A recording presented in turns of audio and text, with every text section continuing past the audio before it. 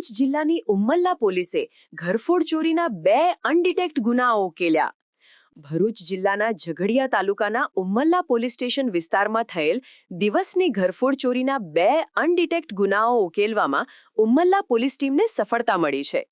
ઉચ્ચ અધિકારીઓ દ્વારા મિલકત સંબંધિત વણશોધાયેલ ગુનાઓ શોધી કાઢવા આપવામાં આવેલી સૂચનાઓના અનુસંધાને આ કાર્યવાહી કરવામાં આવી હતી.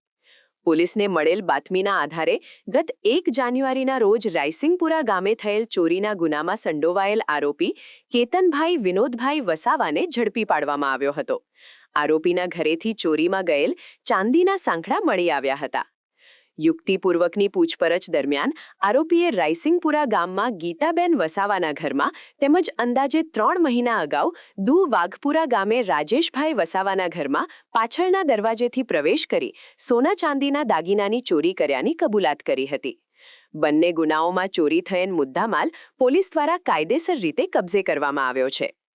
આરોપી લાકડા કાપવાનું કામ કરતો હતો અને કામ દરમિયાન બંધ મકાનોની રેકી કરી પાછળના દરવાજેથી પ્રવેશ કરી તિજોરી તોડી દાગીના ચોરી કરતો હોવાનું તપાસમાં બહાર આવ્યો છે.